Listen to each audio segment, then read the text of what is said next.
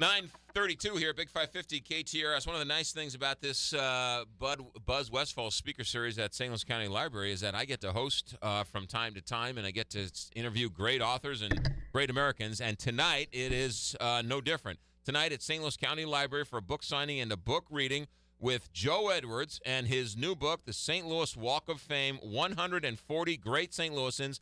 It starts tonight at 7 o'clock, and you're all invited at the St. Louis County Library across the street from Plaza Frontenac. Good morning, Joe Edwards. Good morning. How did the Walk of Fame start? Years ago, I found myself reading a magazine article or watching a television special about somebody really, really great who influenced culture on a big level. And even though most of the time I knew they had a St. Louis connection, sometimes in the middle of it, they would say, and so-and-so was born in St. Louis, and I didn't know it. And I was just stunned. I said, well, gosh, this person is so great. Why don't we focus more on some of the heroes and heroines from St. Louis? So at first I started thinking I would build a storefront museum and collect artifacts and books and poetry and all that they might have written. And then the more I thought about it, I tried to be practical as much as possible in life. Sure. And figured, well, gosh, I'd have to staff it. It would have certain hours. It'd be closed on certain days. And the upkeep, the financing would be tough. Right. So I decided to do it as a Walk of Fame. And I like the Hollywood Walk of Fame, but the only thing that frustrates me there is if you don't recognize the person or know much about the person already, you don't know if it's a silent film star or a great movie director or a great actress. And so it's real important to me when I started the St. Louis Walk of Fame to have informative plaques to make it educational and just enjoyable, really. When you're walking down the sidewalk, you can just stop and read or keep going if you don't want to read about that person or if you already know about it. So it's a great self-touring attraction. You do see people running into people while reading the sidewalk. Yeah, they'll do. They'll stop right in the middle, and sometimes they'll take pictures. A lot of kids will get down on the sidewalk where Nelly's star is or where John Goodman's star is and take pictures of themselves next to it. Right. It's kind of fun. Yeah, and Scott Bakula, who knew? I had no idea. You walk by and you know some of the people, but there's so many more you don't know. It just adds such a rich layer to St. Louis. It's been going on how long now? 25 years of actually installing stars and plaques. I formed the nonprofit organization in 1988, and the first ceremony was 1989. And since then, it's just grown now to 140. And it's so great because it covers 250 years of St. Louis history. It is great. And the book is a compilation of everyone that's been in there. Right. In the book, people will find their photo portraits, which you don't find on the Walk of Fame itself. Sure. But then the plaque copy that you do find on the Walk of Fame. And then there are also lists, and I enjoy the lists a lot. I love the ones where they're grouped by category, with all the musicians together in one category and all the literary people, because you're just blown away by the various fields of the great people we've produced in St. Louis. But there are other charts that are kind of fun, too. There's one where I list all the inductees by month and date of birth, so you can look to see if you happen to have the same birthday as one of the greats or someplace close to it. It's listed by year, like from born in 1729 all the way up to Nellie as the youngest inductee. So it's pretty fun to look at all the charts, too. I won't say who lobbied me, but somebody got a hold of me and said, can you nominate me for the St. Louis Walk of Fame? So I said, sure. And they said, sign this. So I signed it, and they sent it off to you and the organization. A few weeks later, I got a detailed letter sent back to me stating why this person was not chosen. I was shocked at the level of commitment that your organization gives to each person who is nominated and or is asked about through this process. Well, thanks. I appreciate that compliment. I really take it real seriously. I made the nomination process very easy and very open on purpose, just so we would not miss somebody that might be great that fell through the cracks of history. And I really do write back to everybody that writes in, because I think that's important and respectful. I mean, I felt bad because I was like, here, all right, sure, fine, I'll put my name on it. Who looks at this stuff? It turns out Joe Edwards is spending nights, with a lamp trying to answer it. But I mean, the criteria for becoming a member of the Walk of Fame is what? I kept it real simple. There are two criteria. The first one is you either had been born in St. Louis or had formative or creative years here.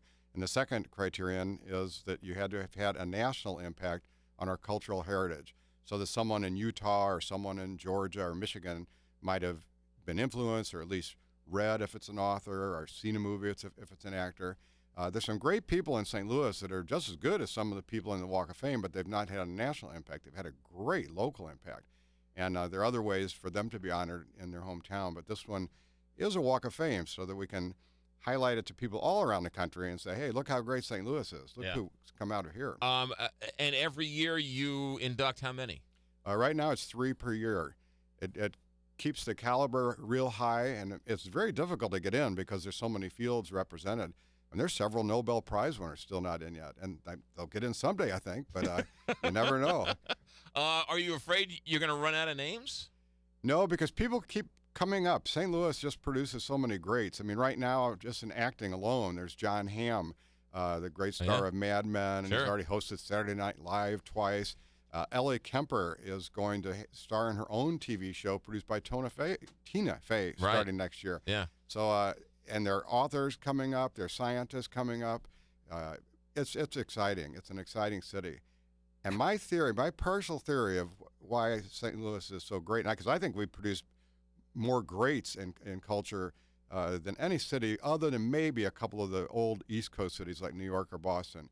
But as we were the gateway to the West, but also the whole south to north migration occurred, and people were exposed to all sorts of different cultures, different literary styles, different musical styles, and you get influenced here and there, and all of a sudden this collision of cultures resulted in an explosion of creativity, and it continues to this day. It's a great point. Joe Edwards with us here for a couple more minutes tonight. He's going to be at St. Louis County Library for a book signing and a book reading to talk about his book, St. Louis Walk of Fame, 140 Great St. Louisans, all part of the Walk of Fame. Your trolley just got a big boost the other day. What happened there? Well, a couple of things have happened in the last month. One, the Federal Transit Administration approved the project fully and released all the funds from the Urban Circulator grants about a month ago. And then just yesterday morning, the federal courts dismissed all 5 federal counts in a lawsuit that was, trying to prevent the trolley from happening. I mean, it's a great country. You can file a lawsuit on anything, whether it's, But it's true or not, or frivolous or not. But the ruling came down very strongly in favor of the trolley, and we have done everything right from day one and everything perfectly legal, and that was real great because that just we're moving right ahead and putting the bid packets out in the next week or two, and hopefully construction could start in about a month and a half or so. So you're saying we're going to start to see shovels in the ground in 4, 5, 6 weeks? It could be. It might be a couple more weeks than that, but approximately a month or two from now, it should start. The construction, I hope, will start. I've been asking you about the trolley for 14 years now. Yeah, when I first started working on this, it was 1997, and then the organization was first formed in 2000, and now a second one. It's been a while. But one reason it took so long, it was important to me that the money for this not come out of the general funds of either City of St. Louis or University City. And so that takes a little bit longer to do. But that's key. And it's one of those great projects. And by the way, the Urban Circulator funds had to be spent on electric transit type projects like this. They couldn't be spent on healthcare or education and all. And St. Louis was one of 5 cities out of 65 that applied that received them. And it's exciting. People call from around the country. How'd you get that? We didn't know you were even working on a trolley. Why didn't our city get it? So if we hadn't gotten it, those funds would have gone to a different state. And I'm grateful. We're going to have this $43 million project as a great prototype for our city of how to improve transit and really enter the new world, kind of back to the future, but bringing back electric transit, which young people really appreciate too. So the trolley's going to go from the top of the loop, right, by the Lions up there? Right, near the Lions at University City Library, east on Delmar to Bolivar, south on Bolivar, inside Forest Park to the south side of the Missouri History Museum. And from that point, people in the summer can hop on the Forest Park circulator and get to the zoo and the Science Center, and it'll really cut down on congestion, cut down on fumes for people and animals. It's the future of cities in this country. Wash U is building a giant, I don't want to call it a dorm, but a living facility there, are they not? Yeah, a very exciting project. On Delmar, they're building 2 buildings. It's an $80 million project altogether. 2 buildings on Delmar and 2 right to the north near on Enright, and eventually another year or so, a fifth one for student housing, student apartments. But they were really wise. On the first floor on the Del Mar side, they made it retail so that it helps connect the east and western parts of the loop and extends the loop and makes it so much safer. And two, I think, really wonderful places are going to open, one of which happens to be mine, so I don't say that patting myself on the back. But anyway, there's going to be a United Provisions grocery store with food representing all places from all over the world, and the Loop has really needed a grocery store for a long time. That's a big piece in the puzzle. And then I'm going to open a diner called the Peacock Diner, the Peacock Loop Diner. It'll be open 24 hours, so the Loop, between that and the Moonrise Hotel, really will become a 24/7 neighborhood starting this fall. Is there a sense, Joe Edwards, that with this new building from WashU, that the Loop is going to lose sort of some of its culture, some of its grittiness, some of its sort of counterculture aspect to it? No, I mean, actually just the opposite, I think. The fact that 600 students will be living in these apartments, and you know, they just bring such vitality and new ideas, and are always challenging, the status quo. So, and I think it's really exciting. That's one great thing about the Loop, all the age groups that interact. It's so diverse, not just racially and ethnically, but it's age diverse and economically diverse. And you have all these people talking about art, talking about science and sports, arguing politics, and it makes it pretty dynamic. So you hear all these new ideas. You opened up Blueberry Hill how many years ago? Gosh, it's 1972. 1972. Take me back to 1972. The Loop was what? Was it Skid Row, more or less? It had been in great decline, to be very polite, and especially at night. Half the storefronts were vacant or being used as warehouse space or small offices. There were a lot of them that were boarded up. Where Blueberry Hill is now, it was warehouse space, just being used as warehouse space, holes in the ceiling, holes in the roof with the water coming in. It was a long road back. It took quite a while. It didn't happen overnight. What was it about that space or that street, or what was it in your crazy mixed up head that thought this could work?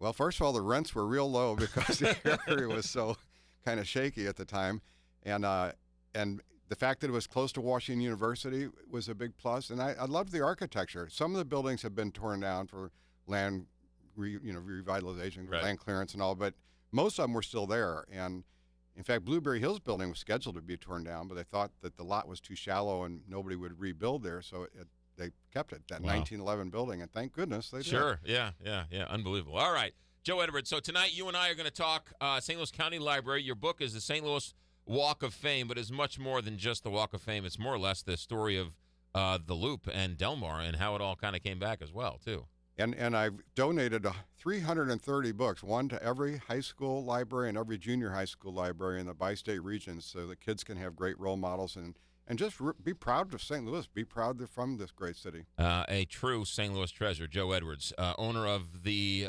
Blueberry Hill, and the man who started this St. Louis Walk of Fame. The book is St. Louis Walk of Fame, 140 Great St. Louisans, a great book. Everyone should have one on their coffee book, and tonight you'll sign them. And the book event starts at 7 o'clock at St. Louis County Library. Joe Edwards, we'll see you tonight. Thanks. Thank you very much. My daughter will be there, too. She designed the layouts. Okay, good. All right, good. 9:46, we'll come back, wrap it up. Big 550, KTR.